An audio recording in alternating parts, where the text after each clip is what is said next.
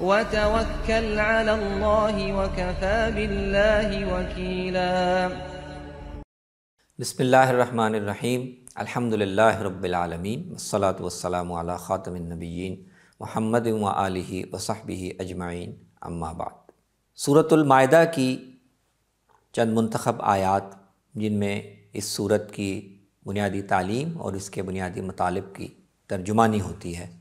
ان کا ہم مطالعہ کریں گے۔ سب سے پہلی آیت جو اس پوری سورت کے تعلیمات کا ایک طرح سے احاطہ کرتی ہے، وہ سورت کی پہلی آیت ہے۔ اس کی ابتدا یہاں سے ہوتی ہے، یا ایھا الذین آمنوا اوفوا بالعقود، اے اہل ایمان، تم نے جو عہد اور پیمان کیے ہیں،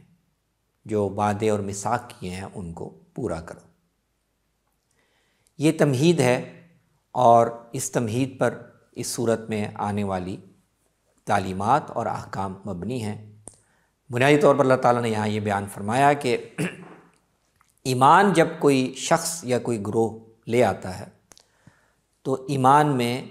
یہ شامل ہے، ایمان کے عہد اور میثاق کا یہ حصہ ہے کہ اب وہ اللہ تعالیٰ کے احکام اور اس کی عائد کردہ پابندیوں کو بھی پوری طرح ملحوظ رکھے گا۔ تو یہ اس امت کو اللہ تعالیٰ نے یاد دہانی کروائی ہے کہ ایمان کے بعد اللہ کی شریعت کی پابندی، اس کے احکام کی پابندی، یہ تمہارے عہد کا اور میثاق کا حصہ ہے،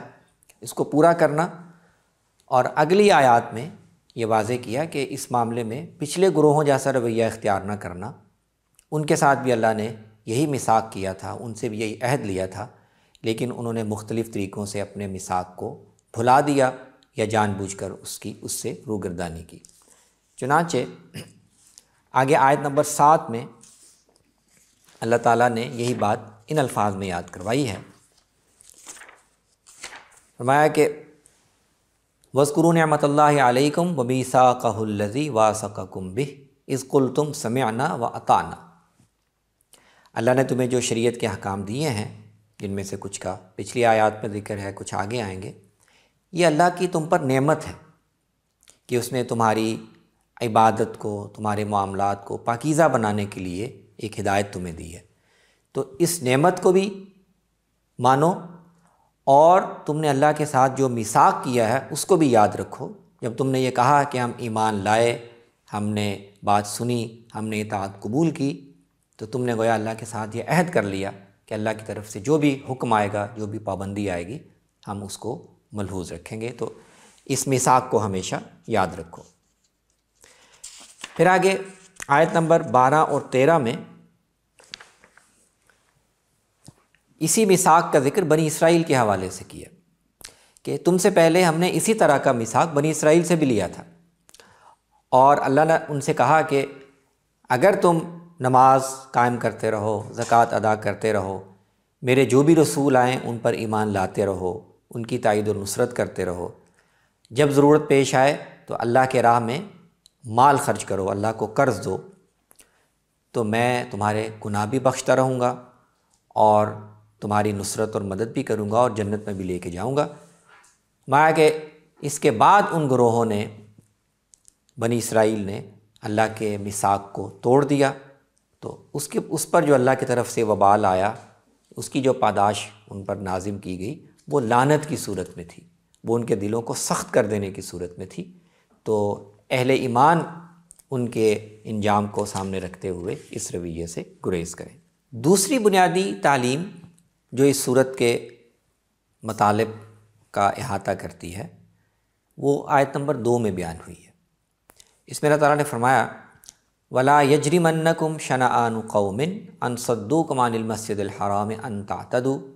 وَتَعَاوَنُوا عَلَى الْبِرِّ وَالتَّقْوَى وَلَا تَعَاوَنُوا عَلَى الْإِثْمِ وَالْعُدْوَانِ وَاتَّقُوا اللَّهَ إِنَّ اللَّهَ شَدِيدُ الْعِقَابِ۔ اور اگر تمہاری ایک قوم کے ساتھ دشمنی رہی ہے اور وہ تمہیں اللہ کے گھر میں، مسجد حرام میں جانے سے روکتے رہے ہیں، تو اس کی بنیاد پر تمہیں ایسا اقدام نہیں کرنا چاہیے کہ تم بھی زیادتی کرو۔ اگر اب تمہیں موقع ملا ہے، اختیار ملا ہے، اور وہ مسجد حرام میں آنا چاہتے ہیں، تو تم ان کو روکو۔ تو اہل ایمان کے لیے تعلیم یہ ہے کہ وہ ہمیشہ انصاف پر قائم رہیں، عدل پر قائم رہیں۔ کسی گروہ نے اگر ان کے ساتھ زیادتی کی ہے تو اس کے جواب میں زیادتی کرتے ہوئے وہ ان کو نیکی سے نہیں روک سکتے۔ اگر وہ کوئی نیکی کا کام کرنا چاہ رہے ہیں تو بدلہ لینے کے لیے، انتقام لینے کے لیے مسلمان ان کو نیکی سے نہیں روک سکتے۔ تو اصول یہ ہے کہ نیکی اور تقویٰ کے کاموں پر ایک دوسرے کی مدد کرو اور گناہ اور زیادتی کے کاموں پر ایک دوسرے کے ساتھ تعاون نہ کرو۔ تو مسلمان کب کس معاملے میں بدلہ لیتے ہوئے یا کسی سے انتقام لیتے ہوئے کن حدود کے پابند ہیں، یہ اس آیت میں بیان ہوا۔ اسی کا ایک پہلو آگے آیت نمبر 8 میں بھی اللہ تعالیٰ نے بیان فرمایا ہے، اور وہاں پر بھی یہ کہا کہ اے ایمان والو، انصاف کے ساتھ اللہ کے لیے گواہی دینے والے بن کر کھڑے ہو جاؤ، اور کسی قوم کے ساتھ تمہیں جو دشمنی ہے، ان کے لیے تمہارے دل میں جو نفرت ہے، وہ تمہیں اس پر آمادہ نہ کرے کہ ان کے ساتھ ناانصافی کرو۔ ہمیشہ انصاف کرو، یہی تقویٰ کے قریب ہے۔ اللہ سے ڈرتے رہو، اللہ تعالیٰ تمہارے اعمال کی خبر رکھتا ہے۔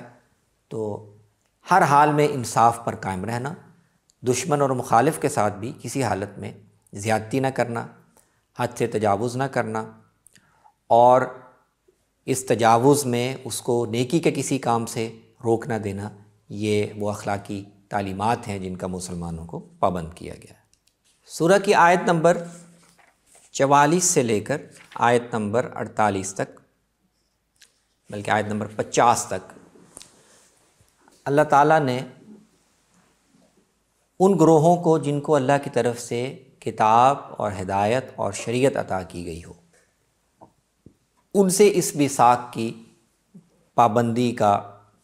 جو مطالبہ ہے، اس کو ایک بہت ہی خاص اور بڑے ہی مؤکد اسلوب میں بیان کیا ہے۔ تو ان آیات میں یہود اور نصارہ کو بھی خطاب ہے، اور اہل ایمان کو، رسول اللہ صلی اللہ علیہ وسلم پر ایمان لانے والوں کو بھی خطاب ہے۔ اور بنیادی نقطہ ان آیات کا یہ ہے کہ اللہ تعالیٰ نے تورات نازل کی، اس میں اپنے احکام نازل کیے، اور ان کے مطابق فیصلہ کرنا یہ یہود پر لازم ٹھہرایا، اور جب تک اللہ کے نبی اور ان کے ربانی عالم اور ان کے احبار اس ذمہ داری کو ادا کرتے رہے، وہ یہود کے معاملات کا فیصلہ تورات کے مطابق کرتے رہے، اور یہود اب بھی پابند ہیں کہ تورات کے احکام کے مطابق فیصلہ کریں، اور دنیاوی کسی مفاد کے لیے اس کے کسی حکم کو چھپا کر یا اس کو چھوڑ کر یا لوگوں کے ڈر سے اس سے اجتناب یا گریز نہ کریں۔ فرمایا کہ اگر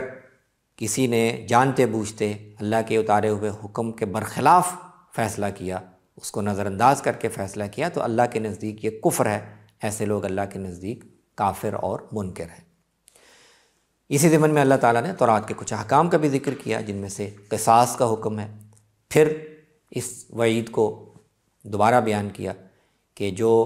اللہ کے اتارے ہوئے قانون کے مطابق فیصلہ کرنے سے گریز کریں تو وہ لوگ ظالم ہیں۔ پھر حضرت مسیح کا ذکر کیا کہ وہ جب آئے تو انہوں نے بھی تورات کی تصدیق کی، ان کو اللہ تعالیٰ نے انجیل عطا کی جو تورات کی تصدیق کرنے والے بھی تھی، اس میں اور احکام بھی تھے۔ تو اہل انجیل سے بھی اللہ تعالیٰ کی یہی توقع ہے، ان سے بھی یہی مطالبہ ہے کہ جو کتاب ان کو دی گئی اس کے مطابق فیصلہ کریں۔ اگر وہ اس سے گریز کریں گے تو وہ اللہ کے نزدیک فاسق اور گناہ گار شمار ہوں گے۔ اور اس کے بعد اللہ تعالیٰ نے رسول اللہ صلی اللہ علیہ وسلم کو مخاطب کیا کہ آپ پر بھی ہم نے کتاب اتاری، یہ اپنی سے پہلی کتابوں کی تصدیق بھی کرتی ہے، لیکن یہ ان پر مہیمن بھی ہے، یہ ان کی محافظ اور نگران بھی ہے۔ جس کا مطلب یہ ہے کہ ان کی بہت سی ایسی تعلیمات یا بہت سے احکام یا قوانین جو اللہ تعالیٰ نے اس امت کے لیے ان کو باقی نہیں رکھا، ان کو منسوخ کر دیا، ان کو تبدیل کر دیا، یہ کتاب ان کو بھی بیان کرتی ہے۔ تو رسول اللہ اور آپ پر ایمان لانے والے اس کے مطابق فیصلہ کرنے کے پابند ہیں۔ تو فرمایا کہ آپ اس کے مطابق فیصلہ کریں، اور لوگ آپ کے پاس فیصلے کے لیے آئیں اور ان کی توقع یہ ہو کہ کتاب الہی سے ہٹ کر آپ کوئی فیصلہ کریں، تو آپ نے ان کی خواہشات کی پیروی نہیں کرنی۔ اور اس کے بعد پھر تینوں گروہوں کو مخاطب کر کے کہا کہ قانون یا احکام اللہ تعالیٰ نے تورات میں جو بیان کیے وہ بھی اللہ کی طرف سے ہیں، جو انجیل میں بیان کیے وہ بھی اللہ کی طرف سے ہیں، جو قرآن میں اللہ نے اتارے یہ بھی اللہ کی طرف سے ہیں۔ تو اللہ تعالیٰ نے اپنی حکمت کے تحت تمہیں قاعدے ضابطے الگ الگ دیے ہیں۔ اللہ اگر چاہتا تو تم سب کو ایک ہی امت بنا دیتا، ایک ہی شریعت سب کو دے دیتا، لیکن اپنی حکمت کے تحت اس نے شریعت کے احکام میں کچھ فرق رکھا ہے، لیکن آزمائش سب کی یکساں ہے۔ جس کو جو بھی حکم دیا گیا اور وہ اس کا پیروکار ہے تو اس پر عمل کرنا اس کی ذمہ داری ہے۔ اس کو چھوڑ کر اگر لوگ اپنی خواہشات کی پیروی کریں گے، لوگوں کی توقعات کو پورا کرنے کی کوشش کریں گے، تو مسلمان ہوں، یہودی ہوں، نصرانی ہوں، یہ اللہ تعالیٰ کے ہاں مجرم ہوں گے۔ اللہ کی اتاری ہوئی کتاب سے ہٹ کر کسی اور طریقے پر فیصلہ کرنا یہ اللہ تعالیٰ کے نزدیک بہت بڑا جرم ہے۔ اور سورۃ المائدہ کی آخری آیات، آیت نمبر 116 سے 120 تک، ان میں اللہ تبارک و تعالیٰ نے سیدنا مسیح علیہ الصلاۃ والسلام کے بارے میں نصارہ کا جو عقیدہ تھا اور جس طرح انہوں نے غلط فہمی سے یا عقیدت میں غلو سے ان کو خدا کے مقام پر فائز کر دیا، خدا کا بیٹا قرار دیا۔ نصارہ کے بعض گروہوں نے ان کی والدہ کو بھی الوہیت میں شامل کر دیا۔ تو سورہ مائدہ کی ان آیات میں جو اس کی آخری آیات ہیں، اللہ تعالیٰ نے اس منظر کو بیان کیا ہے جب قیامت کے دن اللہ تعالیٰ باقی رسولوں کو بھی طلب کریں گے، ان کی امتوں کو طلب کریں گے، دونوں سے سوال پوچھیں گے، دونوں کا محاسبہ کریں گے۔ اسی ضمن میں عیسیٰ ابن مریم علیہ السلام اور ان کی قوم کے مابین بھی یہ محاسبہ ہوگا۔ اللہ تعالیٰ تو آیات یوں ہیں، وَإِذْ قَالَ اللَّهُ يَا عِيسَى ابْنَ مَرْيَمَ أَأَنْتَ قُلْتَ لِلنَّاسِ اتَّخِذُونِي وَأُمِّيَ إِلَٰهَيْنِ مِن دُونِ اللَّهِ قَالَ سُبْحَانَكَ مَا يَكُونُ لِي أَنْ أَقُولَ مَا لَيْسَ لِي بِحَقٍّ۔ تو اللہ تعالیٰ عیسیٰ ابن مریم علیہ السلام سے پوچھیں گے کہ بتائیے کہ کیا آپ نے اپنے پیروکاروں سے یہ کہا تھا کہ مجھے اور میری ماں کو خدا کے ساتھ یا خدا کے علاوہ معبود بنا لو، الہ بنا لو؟ مسیح علیہ السلام جواب میں یہ عرض کریں گے کہ یا اللہ تیری ذات پاک ہے، مجھے یہ کہنے کا حق کیسے حاصل ہو سکتا ہے کہ میں ان سے یہ مطالبہ کروں جو بات بالکل خلاف حقیقت ہے، جس کی کوئی بنیاد نہیں ہے۔ اگر میں نے ایسی بات کہی ہوتی تو یا اللہ تو جانتا ہے، تو میرے دل کے اندر کیا ہے وہ جانتا ہے، میں تو تیرے دل کے اندر تیرے دل کی بات نہیں جانتا، تو علام الغیوب ہے۔ میں نے ان کے سامنے وہی تعلیم پیش کی جو تو نے مجھے بتائی تھی۔ میں نے ان سے یہ کہا کہ اللہ کی بندگی کرو جو میرا بھی رب ہے اور تمہارا بھی رب ہے۔ جب تک میں ان کے اندر دنیا میں رہا، میں ان کا نگران رہا، میں دیکھتا رہا کہ یہ اس تعلیم کو صحیح طور پر قبول کر رہے ہیں، اختیار کر رہے ہیں۔ لیکن جب تو نے مجھے اٹھا لیا، جب تو نے مجھے وفات دے دی، تو اس کے بعد پھر تو ان کا نگران تھا، پھر میں نہیں جانتا کہ انہوں نے کیا انحراف اختیار کیا، کیا گمراہی اختیار کی۔ اب ہر چیز پر تو ہی گواہ ہے۔ میرے بعد اگر انہوں نے یہ عقیدہ اپنی طرف سے اختیار کر لیا تو اس کی ذمہ داری مجھ پر نہیں ہے۔ اب تو ہے اور تیرے یہ بندے ہیں، تو ان کو عذاب دینا چاہے تو تیرے اختیار میں ہے، تیرے بندے ہیں۔ اگر تو ان کو معاف کرنا چاہے تو ہر چیز پر قدرت رکھتا ہے، تو حکمت والا ہے، اب یہ فیصلہ تیرے اختیار میں ہے۔ تو ان آیات میں اللہ تعالیٰ نے انبیاء کی روایت میں جو ایک بڑا اختلاف پیدا ہوا اور نصارہ نے تمام انبیاء کی جو ایک مسلسل تعلیم تھے اس سے ہٹ کر اللہ کے ایک نبی کو ہی خدا کی الوہیت میں شریک کر دیا اور شرک کا ارتکاب کیا، تو اللہ تعالیٰ نے بتا دیا ہے کہ قیامت کے دن اس طرح اس کا فیصلہ ہوگا، اور جس پیغمبر کو یہ اپنے نظام میں اللہ کا بیٹا سمجھتے ہیں اور سمجھتے ہیں کہ وہ خدائی میں شریک ہے، وہ ان کے اس جرم سے، اس عقیدے سے صاف برات کا اعلان کر دیں گے۔ تو اس لیے اس عقیدے کی کوئی حقیقت نہیں ہے۔ اقول قولی ھذا واستغفر اللہ لی ولکم ولسائر المسلمین۔